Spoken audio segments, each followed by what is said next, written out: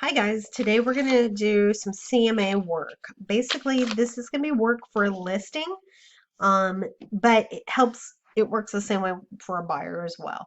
So first thing we're going to do is go into the tax record. I'm on the home screen for MLS.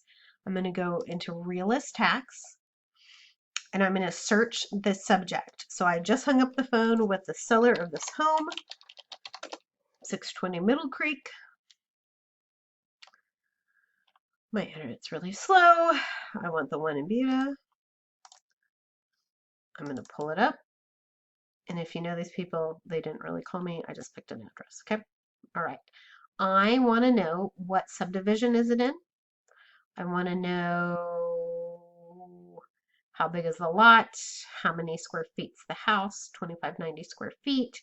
It's a 2-story, 4 beds, 3.5 bath. I want to know the basics of the home, and the subdivision was Spring Hollow.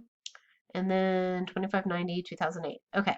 So I'm writing that all down so I don't have to flip back over. 2590 square feet, 2008, for 3.5. And then from that picture, it's a 2-car garage in West Spring Hollow. Okay, so now we're going to jump over to search residential. I'm going to pull in the active pendings and closed in the last 90 days, and let's see what's going on in West Spring Hollow. So this is me getting ready for a listing appointment on this home. I'm going to jump in and take a look, see what's going on. So we've got kind of a 10-year swing on year built, which is interesting. We have 6 on the market, 2 under contract, and then 1, 2, 3, 4, 5 closed in the last 90 days. So with 6 on the market and 5 closed in the last 90 days, we're looking at a 3 to 4 month supply of homes, which is quite a bit. That's because homes have not been flying off the shelves. Now, our subject is 2590 square feet. I've got smaller and I've got bigger. So I'm going to go back to criteria, and I want to do plus or minus 10% of my subject, which is round it to 300 square feet. So I'm going to do 2200 to 2900 square feet. I'm also going to do 4 bedrooms, but that may get us too specific. We have 4 matches. Let's go see. I need 3 solds. I have no solds. Okay. Why do I want the solds? I want the solds because I want to make sure it's going to tell me what's going on in the market. Normally we need solds to make sure they sell, make sure it's going to appraise, right? An appraiser is going to use the sold. So I just went back 6 months, 180 days, which is what an appraiser will do.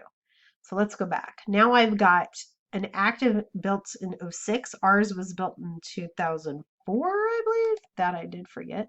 2008. Okay. So this 2006 2551 square feet, he is really close to us. He's interesting. The problem is he's too high. Why do I know he's too high? Well, if you look at this range down here and compare him to that, he's at the high end of the range, and he's sitting. He's been on the market 3 months already. Let's go look at him. Like, unless he's amazing, I think he's too high.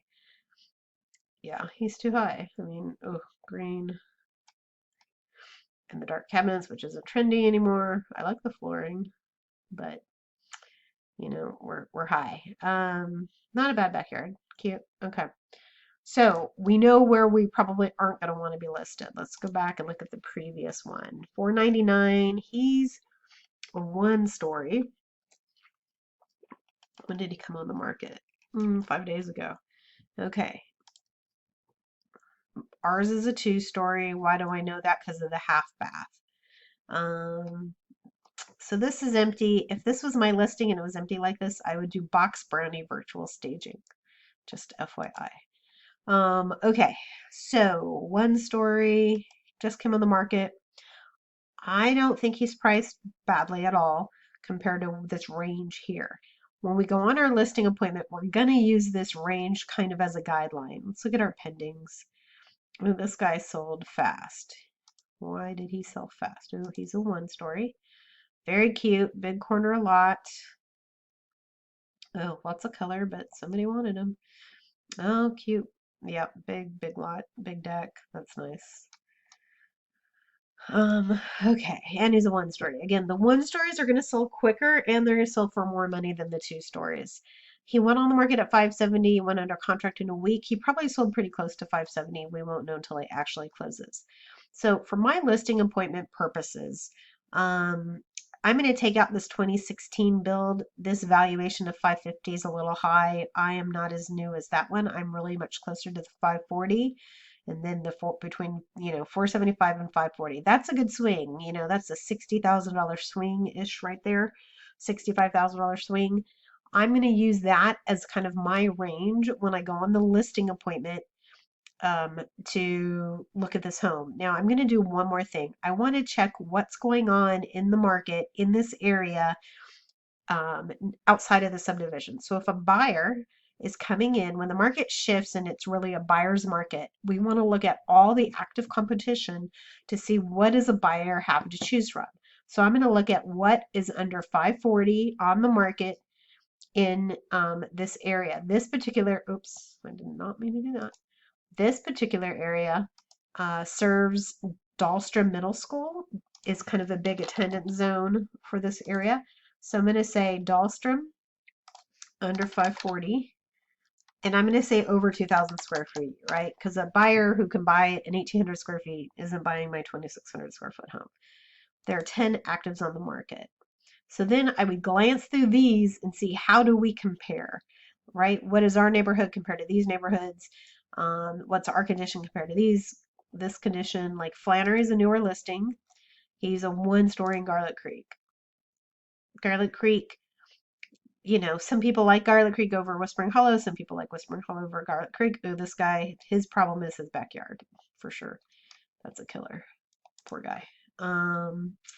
Otherwise, I think he probably would have been sold. Look at that. He's had to drop the price. Okay, so let's see. The rest of these, I know the areas. This guy's in our neighborhood. He's got 1-story. He's in our neighborhood too. Let's look at him. He's bigger. Cute. Okay, not bad. Cool backyard. How long has he been sitting? He's been on the market. He went up in price, which is odd. Oh, he's been on the market a long time. 157 days. He started high. He started at 629. Now he's down to 520 or 525, I guess. So what does that mean? It means we need to keep that in mind because he's bigger. He's a little newer than us.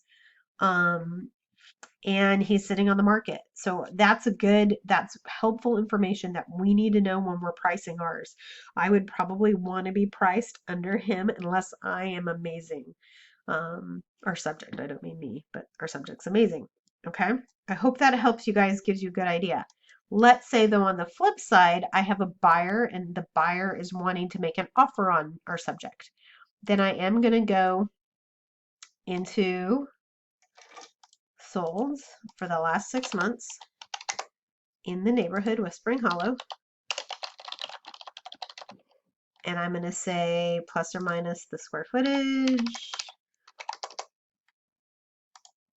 And I'm going to see, again, a big range, 450 to 550. So I'm going to look at what does my home have compared to these others and hope that I'm buying it somewhere in a range around here. I am not getting too specific. I have to provide these comps to my buyer when we're writing the offer. I don't have to get into the detail of an appraisal. We've done appraisal classes. They're recorded. You can watch them. You don't have to get that detailed on this, but we do want to make sure there are comps that justify our price. So if they're asking 575 and we're about to write an offer for 575, then we do not have comps for that price. We barely have comps for 550. We really don't have comps for 550. I mean, maybe. The problem is we're smaller than him, and he's smaller than us. So when you adjust the price per square foot, these sales prices go down so that we don't even have comps. We need 3 comps for an appraisal. We're not at 550. Our subject really is closer to, probably 525 on the appraisal side of things. So, but again, I think we need to be priced lower than 525 because we just saw that 3,000 square foot one that's really nice sitting on the market, not moving. So if I go on this listing appointment, I'm thinking probably my range is more like 475 to 525, and I'm wanting to price it probably under that 525 mark. to get attraction. In a market where it's a buyer's market and homes are sitting, you've got to be priced really well, or you're just going to sit. They're going to pick everybody else over you. Okay, let's switch gears and do one more. We're going to totally go extreme on you. I'm going to do the best I can on it. I'm going to do 8010 Ozark. Oop.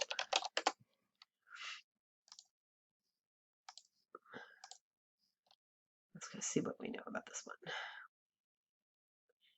This is where we usually need to get a little more down and dirty in details. I'm not going to spend too much time on it, but I want to get you pointed in the right direction. And then when you have these situations, you're going to talk to your mentors or myself. Okay, we're in 1,800 square feet, built in 2002 on a whole lot of land, right? 43,000 square feet is an acre. So we are more than an acre. We're in Summer Mountain Ranch. I'm going to scroll down. We are 5.01 acres. So 1,800 square feet, 2002, 5 acres. Let's see if there's anything else we need to know about this. What I can tell you is that this house has another garage, a giant massive shop that the county tax does not know about, but we're going to pretend we don't know that right now. So let's say we're going to go on this listing appointment. We're going to do active, pendings, and closed. We'll go ahead and do this full 6 months. In Summer Mountain, we only have 3. Okay, we've got 1 active. He's 2,600 square feet. Our subject is 18. Oh, I didn't write it down. That was dumb. Yeah, 1,800 square feet. So we are way smaller than this guy, and he's been sitting. These 2 sold, but we're still smaller and pretty similar size. Let's just go in and look. So 650 to 727. Now the problem with original everything. The problem with narrowing down prices on these kind of things is that we really can't until we get our eyes on the property. Like I said, this particular home has a giant shop. The tax records don't show the giant shop. So if your owner on that initial phone call didn't talk about a giant shop, you have no idea until you go out there. And homes on acreage are usually custom, so they can be, heavy, expensive, heavy. I say heavy because a clay roof tile is heavy. But it could be a clay roof tile that's very, very expensive, or it could be metal, or it could be cheap composition shingle, right? Like there's so many different variables. A pool, right? A pool can be an in-ground pool that's just your basic cookie cutter little in-ground pool, or it can be an extravagant water slide or waterfall. You have no idea until you go see the property. So you're going to go out there with a huge range. However, I don't have enough data. I don't have enough actives, and I don't have enough closed to have any idea. Like I kind of have a range, but I'm smaller than these, so my range is even less than these. So what I'm going to do is I'm going to go into residential again. I'm going to do active, pendings, and closed. This time I'm going to do within the distance of my subject. Oh, it is not in Bee Cave. Let's delete that bad boy. Insert drive. That's not it either. San Marcos, Texas. Oh, come on. Let's try this again. 8010 Ozark Drive. There we go. Should find it. I'm going to start with a mile because these are big lots. So I have 5 acres. I'm going to do 3 to 10. I'm going to do 3 to 7. No, I don't have enough. I'm going to do 1 to 10 within a mile. Do I get enough? Nope, I still only have 3. So I'm going to go out 2 miles. I have 4. I can't go any bigger than 10 acres. Like over 10 acres, we're on Farmer Ranch. It's really a different product. I'm going to go back 6 months. I did not fix that. Now I've got 8. Okay, let's go back. I really don't like my 10 acres, but I'm not at 10 with these. Okay, good. I'm pretty close. So I'm going to shrink this down though. Let's do 7 acres. So I've got 3 actives within a 2-mile radius. This guy is actually a good one. He's been on the market for a couple months though. Similar size home. I have a little more land. Year built, though is the same. Yep, your belt's the same. I like this guy. Except he's not selling, so keep that in mind. Okay, he's cute. See, that's the problem with custom homes is that it's very, very specific taste. Oh, look at that camo wallpaper or whatever that is. Okay. Very specific taste, right? Like the buyer, the builder, client, whoever built this home for them. Front porch, very country, right? Well, the problem with custom homes is that buyers will usually love them or hate them. But this gives me kind of a good idea of kind of ish what I think we kind of the range we could be in. We're smaller house, but we have more land, and then we have that shop that's going to add value. I'm getting to a point here on this in a second, so bear with me. I'm then going to go study these others in here and look at these values, but they're all bigger. This guy's not, and he's sold. I bet he has water or something crazy. Oh, he has a second house on it. I was going to say there's something else going on with that valuation. Terrible photos. If these are your listing photos, I'm going to yell at you. I cannot believe this agent did this. It's awful. How long did it take to sell? It probably was in the height of the crazy market. Kind of. We were slowing down by July, but I don't know why. I don't know. Whatever. Okay. So range, I still don't really have it. This guy, the 699, doesn't even compete. Not even close. 650 to 750, but really no, because these are all much bigger. I would have to adjust the square footage to get these down. So I'm adjusting, like this guy's 1,000 square feet smaller, 1,000, that's, what is that? 1,272 bucks a foot. It's 200, or 27,000? I don't know why I can't do math this morning. It's too early. 272,000. Well, that puts it at that puts it below 500,000. That's probably a little low, especially since we know we have the shop. My gut is probably telling me 500, but I want to do one more thing. Because we are on land, I want to understand what is the true land value. So I'm going to go look at land, and I'm just going to pull up what it has sold within a 2-mile radius of my subject as far as the land goes.